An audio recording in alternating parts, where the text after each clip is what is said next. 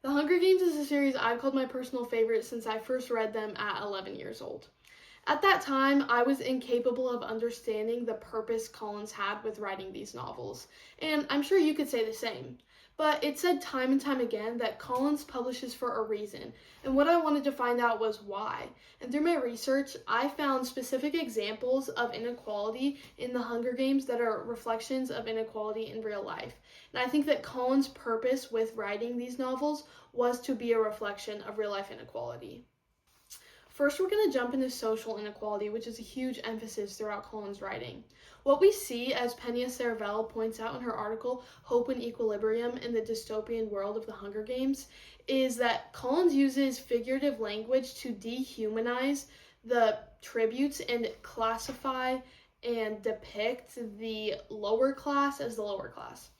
What we see as one example of this figurative language is how Collins depicts the tributes and the lower class of Panem as cattle. We see this depicted through a quote from Collins from The Hunger Games 2008. It says, 12 through 18-year-olds are herded into roped areas marked off by ages, the oldest in the front, the young ones like Prim towards the back. And what we see is this metaphor of the children being herded as if they're cattle and as if they have no individual traits or can think on their own.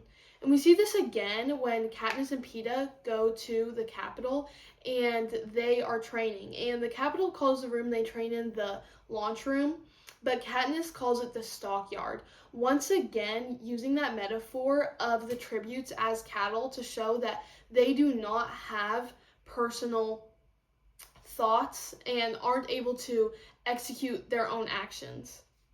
In McAvoy Levy's article titled The Hunger Games Theorizing Opportunities for Peace Education, he compares the actions of Katniss and Gale to Martin Luther King Jr. through civil disobedience and hidden acts of resistance. What we see is Katniss and Gale and their acts of hidden resistance that are going outside of the borders, hunting, and then selling these animals on an illegal economy. And these are acts, tiny acts, against the Capitol, but they add up.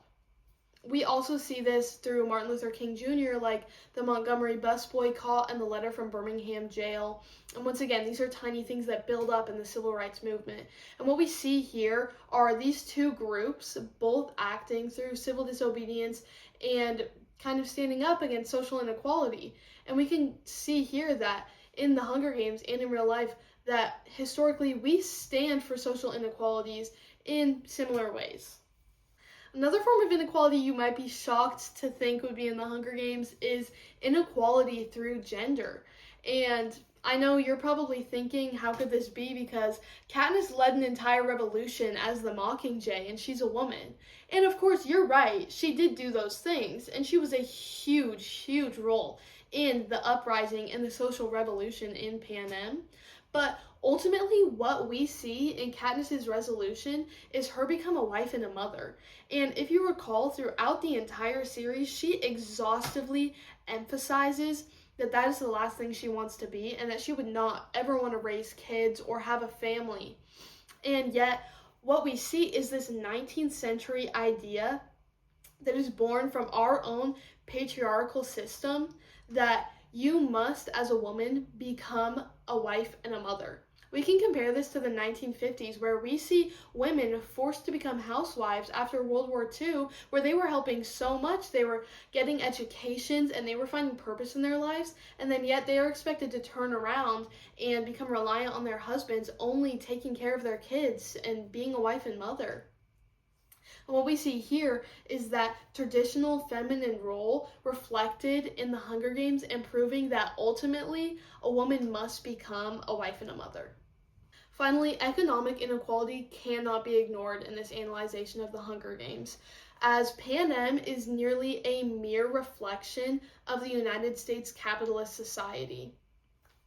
We see this through AVOXs and undocumented immigrants, as well as class conflicts.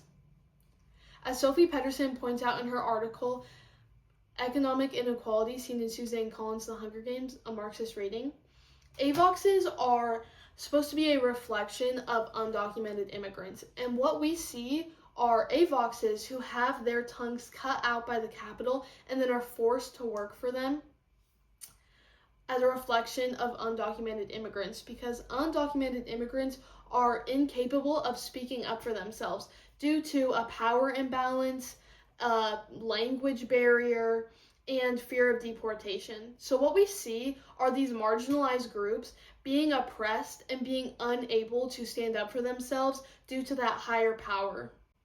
Next, we see class conflict in the Hunger Games.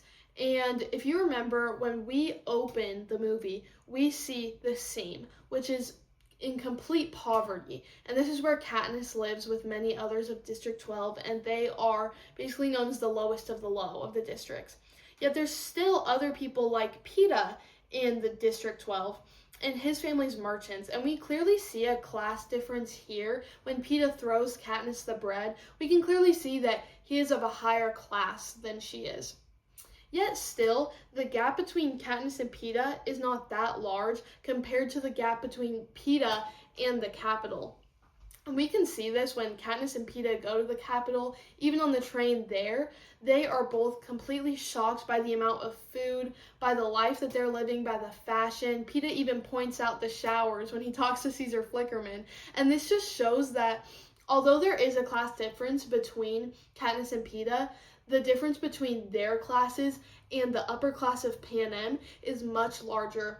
This is a reflection of the United States, as Pedersen points out. Since the 1970s, the greatest concentration of wealth in the US has been in the top 1 to 2%. And we're seeing the same thing here with the concentration of wealth being up in the capital, and the rest of the districts, they're like us. They're the lower class people. And even though we see that there is a lower, a middle, and upper class, the scale difference between the middle class and the lower class is huge. And we see the same thing here in the Hunger Games. By understanding these heartbreaking forms of inequality in the Hunger Games, I hope it's easier to see where they occur in real life and why it is so important that we engage in social revolution. And I encourage you to be the Mockingjay of your own life, whether that's in your local community, in your state, in your nation, or even the world.